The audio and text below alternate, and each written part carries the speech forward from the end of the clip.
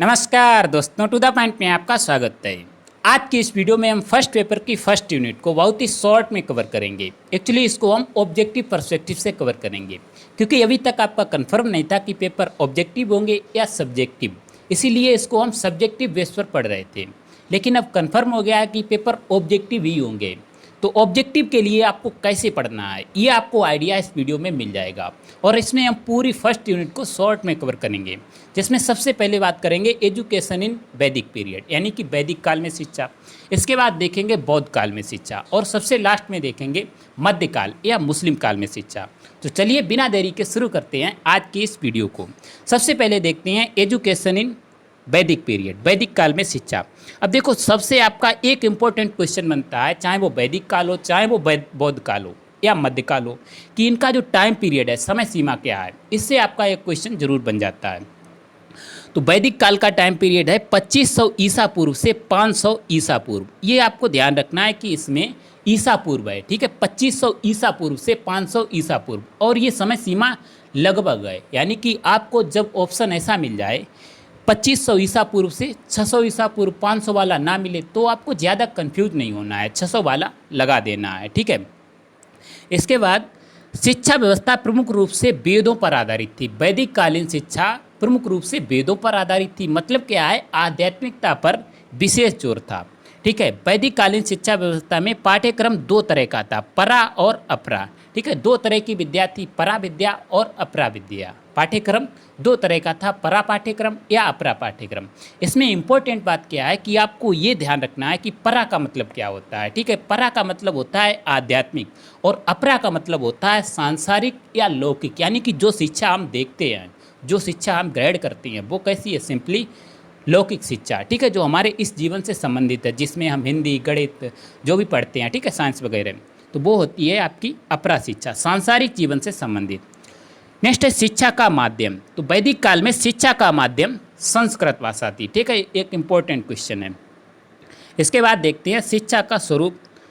तो शिक्षा का स्वरूप वैदिक काल हो, चाहे वो बौद्ध काल हो, चाहे मध्यकाल हो, तीनों में शिक्षा दो भागों में विभाजित थी, ठीक है, दो स्वरूपों में विभाजित थी, प्रारंभिक शिक्षा और उच्च शिक्षा।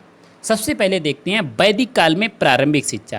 प्रारंभिक शिक्षा वैदिक काल में छात्रों को घरों पर ही दी जाती, ठीक है, घरों में ही दी जाती थी।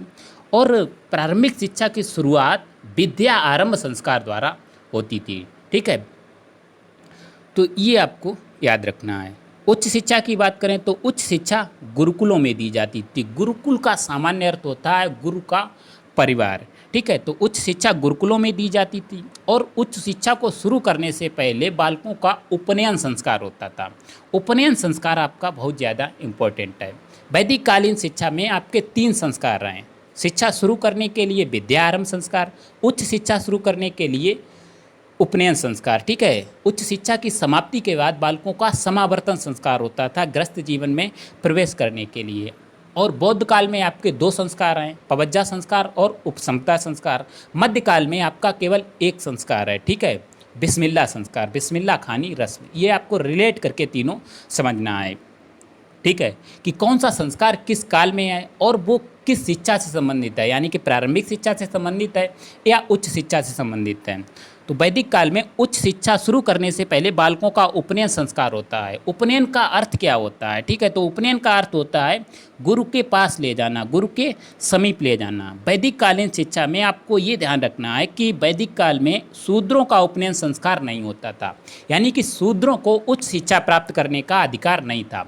बौद्ध काल में चांडालों को उच्च शिक्षा प्राप्त करने का अधिकार नहीं था, ठीक है। दोनों बातों को एक साथ ही आपको समझ लेनी है। इसके बाद उपनयन संस्कार के लिए आयु ब्राह्मण, क्षत्रिय और वैश्य बालकों के लिए निम्न प्रकार थी, ठीक है, सबके लिए अलग अलग थी। कोई बालक अगर ब्राह्मण है तो उसके लिए 8 वर्ष, क्षत्रिय के लिए 10 या 11 वर्ष। किसी बुक में आपको 10 वर्ष लिखा है, कहीं पर 11 वर्ष लिखा है, आपको दोनों ऑप्शन नहीं मिलेंगे, ठीक है। वैश्य बालकों के लिए जो आयु थी वो थी 12 वर्ष, और सभी का उपनयन संस्कार करने के लिए अलग अलग ऋतुएं भी थी, ठीक है, अलग अलग टाइम पीरियड भी डिसाइड था। ब्राह्मण बालकों का उपनयन संस्कार बसंत ऋतु में, क्षत्रिय बालकों का उपनयन संस्कार ग्रीष्म ऋतु में होता था, ठीक है। वैश्य बालकों का उपनयन संस्कार पतझड़ ऋतु में होता था। और उपनयन संस्कार के बाद छात्र को द्विज ब्रह्मचारी, अंतेवासी या कुलवासी कहलाता था। ठीक है, ये इस नाम से उसको पुकारा जाता था। इसमें सबसे ज़्यादा इम्पोर्टेंट है द्विज। ठीक है, द्विज से सबसे ज़्यादा पूछा जाता है कि उपनयन संस्कार के बाद छात्र क्या कहलाता था, तो उसमें सबसे ज़्यादा ऑप्शन मिलता है द्विज। ठीक है, ये जरूर आपको याद रखना है। अब उच्च शिक्षा समाप्त करने के लिए बालक का समावर्तन संस्कार होता था। ठीक है, यानी कि गृहस्थ जीवन में प्रवेश करने के लिए। तो उच्च शिक्षा समाप्त करने पर या गृहस्थ जीवन में प्रवेश करने पर बालक का समावर्तन संस्कार होता था, और समावर्तन संस्कार की जो आयु है वो लगभग 24 वर्ष है। नेक्स्ट है गुरु शिष्य संबंध। तो वैदिक काल में गुरु शिष्य संबंध बहुत ही मधुर थे। ठीक है, अध्यापक या गुरु प्रधान शिक्षा प्रणाली थी। वैदिक कालीन शिक्षा में गुरु को ज़्यादा स्थान दिया गया है, छात्रों को इतना ज़्यादा स्थान नहीं दिया गया है, यानी कि छात्र केंद्रित शिक्षा नहीं थी। ठीक है, शिक्षण विधियों की बात करें तो शिक्षण विधियाँ पूरी तरह से मौखिक थीं, लिखने की विद्या इस समय प्रचलित नहीं थी। इसके बाद इसमें इम्पोर्टेंट आती हैं छात्रों की उपाधियाँ, जो कि हम लिखना भूल गए थे, तो इसको हमने कम जगह में लिखा है। छात्रों की 4 उपाधियाँ होती थीं। ठीक है, स्नातक, वसु, रुद्र और आदित्य। इसको आप शॉर्ट ट्रिक से समझ सकते हैं, SBRA, यानी कि सब्र। जब आप कोई उपाधि पाना चाहते हैं तो आपको सब्र करना पड़ता है। ठीक है, कोई भी आप उपाधि पाना चाहते हैं, बड़ी पोस्ट पाना चाहते हैं, तो आपको सब्र करना पड़ता है। सब्र यानी कि S से स्नातक, V से वसु, R से रुद्र और A से आदित्य। और इनको आप आसानी से याद भी रख सकते हैं कि 12 वर्ष तक अध्ययन करने वाले को स्नातक, और 12 कब अब आपको टेबल पढ़ना है। ठीक है, 12 दूना 24, यानी कि 24 वर्ष तक अध्ययन करने वाले को वसु, 36 वर्ष तक अध्ययन करने वाले को रुद्र और 48 वर्ष तक अध्ययन करने वाले को आदित्य के नाम से पुकारा जाता था। इसके बाद आता है एजुकेशन इन बुद्धिस्ट पीरियड, बौद्ध काल में शिक्षा। जो आपका वैदिक काल था उससे जो इम्पोर्टेंट हो सकता था वो हमने कवर कर लिया, पूरा तो डेफिनेटली नहीं कवर कर पाया। अगर आपको कोई शॉर्ट वीडियो में ये कहता है कि हमने जो पूरा कवर कर लिया, यानी कि आपका यहाँ से क्वेश्चन 100% फंस जाएगा, तो समझो वो डेफिनेटली झूठ बोल रहा है। ठीक है, कुछ ना कुछ जरूर छूट ही जाता है। तो सेकेंड है हमारा एजुकेशन इन बुद्धिस्ट पीरियड, बौद्ध काल में शिक्षा। ठीक है, तो बौद्ध काल का समय सीमा क्या है? 500 ईसा पूर्व से 1200 ईस्वी है। ठीक है, ये ध्यान रखना है, इसमें ईसा पूर्व नहीं है। एक्चुअली इस बात को आप समझो, 2500 ईसा पूर्व से हम चले और ईसा पूर्व में समय घटता है। ठीक है, 2500 ईसा पूर्व से चले, इसके बाद वैदिक काल आपका कहाँ तक आ गया? 500 ईसा पूर्व तक आ गया। अब आपका घटकर 0 तक जाएगा, तो घटकर पहुँच गया 0 तक, जहाँ पर ईसा मसीह का जन्म हुआ। इसके बाद फिर आगे बढ़ेंगे तो ईस्वी आएगा। तो बौद्ध काल का समय 500 ईसा पूर्व से 1200 ईस्वी है, यानी कि 0 के हम अब आगे निकल गए, ईस्वी में बढ़ गए। ठीक है, नेक्स्ट है शिक्षा का प्रमुख उद्देश्य। तो बौद्ध कालीन शिक्षा व्यवस्था का प्रमुख उद्देश्य था बौद्ध धर्म का प्रचार प्रसार करना। सभी कालों का यही प्रमुख उद्देश्य था। वैदिक काल में शिक्षा का प्रमुख उद्देश्य था सनातन धर्म, हिंदू धर्म का प्रचार प्रसार करना। ठीक है, बौद्ध काल में बौद्ध धर्म का प्रचार प्रसार करना। मध्यकाल या मुस्लिम काल में तो मुस्लिम दर्श, मुस्लिम आदर्शों का प्रचार प्रसार करना। ठीक है, शिक्षा के स्वरूप की बात करें तो शिक्षा 2 स्वरूपों में विभाजित थी। सभी कालों में शिक्षा 2 स्वरूपों में विभाजित थी। ठीक है, प्रारंभिक शिक्षा और उच्च शिक्षा। प्रारंभिक शिक्षा की बात करते हैं। प्रारंभिक शिक्षा शुरू करने से पहले बालकों का पवज्जा संस्कार होता था। ठीक है, जिसमें उसको 3 प्रतिज्ञाएं दिलाई जाती थी कि बुद्धम शरणम गच्छामि, धम्मम शरणम गच्छामि, संगम शरणम गच्छामि। मैं बुद्ध की शरण में जाता हूँ, मैं संघ की शरण में जाता हूँ, मैं धर्म की शरण में जाता हूँ। ठीक है, तो प्रारंभिक शिक्षा शुरू करने से पहले बालकों का पवज्जा संस्कार होता था। पवज्जा या प्रवज्जा दोनों सही हैं। पवज्जा का अर्थ क्या होता है? तो पवज्जा का अर्थ होता है बाहर जाना। ठीक है, बच्चा घर में रह रहा था, अब जो है वो मठों और बिहारों में जाएगा। ठीक है, शिक्षा के केंद्र के रूप में हमें बौद्ध काल में मठ और बिहार देखने को मिलती हैं। ये भी एक इम्पोर्टेंट क्वेश्चन बनता है। वैदिक काल में शिक्षा घरों में दी जाती थी, प्रारंभिक शिक्षा, उच्च शिक्षा गुरुकुलों में दी जाती थी। बौद्ध काल में शिक्षा के केंद्र के रूप में मठ और बिहार देखने को मिलते हैं। मध्यकाल में शिक्षा मकतब और मदरसों में दी जाती थी। ठीक है, जिसमें प्रारंभिक शिक्षा मकतबों में और आपकी उच्च शिक्षा मदरसों में दी जाती थी। तो पवज्जा का शाब्दिक अर्थ होता है बाहर जाना। पवज्जा के बाद छात्र को 10 आदेश दिए जाते थे। अब 10 आदेश हमें पढ़ने की ज़रूरत नहीं है। ठीक है, लेकिन ये पता होना चाहिए कि उन 10 आदेशों को किस नाम से पुकारते हैं। तो वो 10 आदेश 10 शिक्षा पदान कहलाते थे। और पवज्जा के बाद छात्र को सामनेर, श्रामेण, कहलाते हैं। ठीक है, सामनेर या श्रामेण कहती हैं। ये एक इम्पोर्टेंट बात है। अब इसके बाद देखते हैं बौद्ध काल में उच्च शिक्षा। तो उच्च शिक्षा शुरू करने से पहले बालकों का उपसंपदा संस्कार होता था।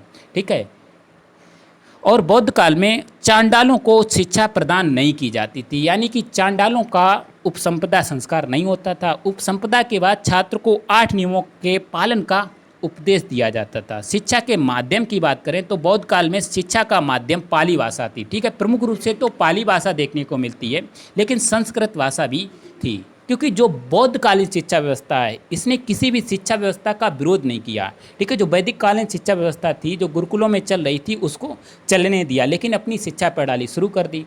तो जो वैदिक कालीन शिक्षा व्यवस्था के गुरुकुल थे उनमें संस्कृत भाषा भी हमें देखने को मिलती है। ये बात आपको ध्यान रखना जरूरी क्यों है, क्योंकि आपको जब सपोज एक ऑप्शन दे दिया जाए पाली भाषा, दूसरा दे दिया जाए संस्कृत भाषा और तीसरा दे दिया जाए ए और बी दोनों, तो आपको ए और बी दोनों लगाना है। ठीक है, लेकिन ए और बी दोनों ना मिले तो आपको पाली भाषा ही लगानी है। प्रमुख रूप से पाली भाषा ही शिक्षा का माध्यम थी बौद्ध काल में। ठीक है, बुद्धिस्ट पीरियड में।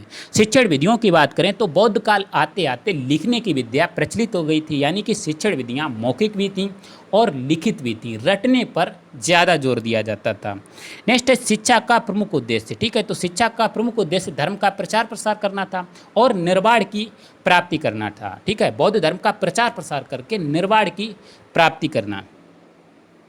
नेक्स्ट है शिक्षा के केंद्र। ठीक है, शिक्षा के केंद्रों के रूप में हमें मठ और विहार देखने को मिलती हैं। मठों और विहारों में बौद्ध शिक्षा दी जाती थी। इसके बाद हमारा तीसरा आता है एजुकेशन इन मेडिवल पीरियड, मध्यकाल में शिक्षा या मुस्लिम काल में शिक्षा। ठीक है, दोनों नामों से इसको हम पुकारते हैं। इसका भी टाइम क्या है, 1200 ईस्वी से 1800 ईस्वी, और जो कि लगभग है। ठीक है, ये ध्यान रखना है कि 1200 ईस्वी से लगभग 1800 ईस्वी। जैसे आपको 1800 ना मिले, कहीं पर 1700 मिल जाए तो भी आपको ज़्यादा टेंशन नहीं लेनी है। ठीक है, ऑप्शन में दोनों नहीं मिलेंगे।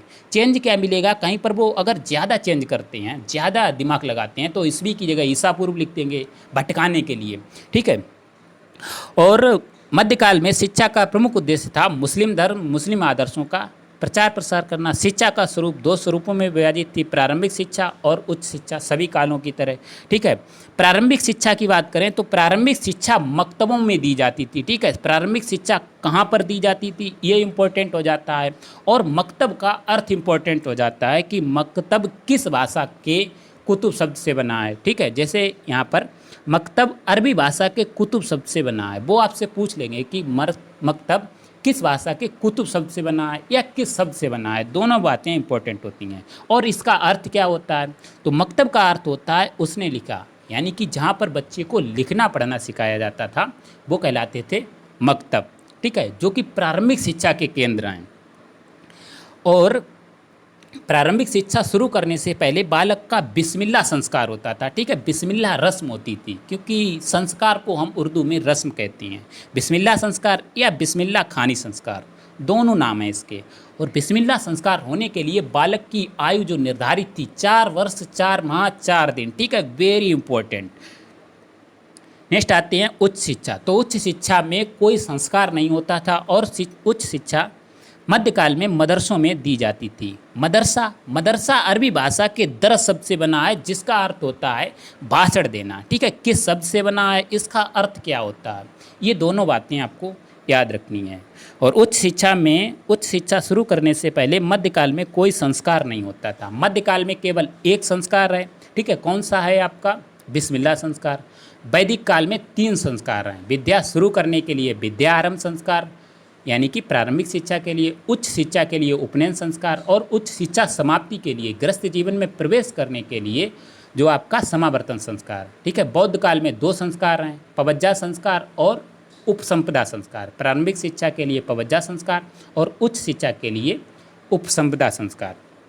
ठीक है, अगर हम बात करें अनुशासन की, जो आपका मुस्लिम काल है, तो अनुशासन अत्यंत कठोर था, यानी कि दमनात्मक अनुशासन था, दंडात्मक अनुशासन था। बच्चों को बुरी तरह से दंड दिया जाता था, उनको मुर्गा बनाना, ठीक है, उनके पैर बांधकर पेड़ों पर लटका देना, उनकी पीठ पर ईंटें रखना, शिक्षण विधियाँ आती हैं नेक्स्ट। शिक्षण विधियाँ इसमें भी मौखिक और लिखित दोनों थीं। वैदिक काल में केवल शिक्षण विधियाँ मौखिक थीं, ठीक है। इसके बाद बौद्ध काल और मध्यकाल दोनों में शिक्षण विधियाँ मौखिक और लिखित थीं, क्योंकि बौद्ध काल आते आते लिखने की विद्या प्रचलित हो गई थी, ठीक है। नेक्स्ट आती हैं उपाधियाँ। तो उपाधियाँ इंपॉर्टेंट हो जाती हैं। मुस्लिम काल में छात्रों को 3 उपाधियां दी जाती थी, सिंपली किसी को नहीं दी जाती थी, लेकिन जो विशेष अध्ययन छात्र करते थे तो उनको 3 उपाधियां दी जाती थी, काबिल, आलिम, फाजिल, ठीक है। तीनों उपाधियां याद रखनी है। और कौन सी उपाधि किस चीज़ के लिए दी जाती थी, यानी कि अगर कोई अरबी और फारसी के साहित्य का अच्छा अध्ययन करता है तो उसको काबिल की उपाधि दी जाती थी, ठीक है। धर्मशास्त्र का अध्ययन करता है तो उसको आलिम की उपाधि दी जाती थी। दर्शन व तर्कशास्त्र का अच्छा अध्ययन करता था तो उसको फाजिल की उपाधि दी जाती थी। तो इसमें अगर हमको टाइम मिलता है तो हम क्वेश्चन भी बना देंगे कि आपके क्वेश्चन कैसे पूछे जाते हैं। तब तक के लिए पढ़ाई करते रहिएगा। All the very best.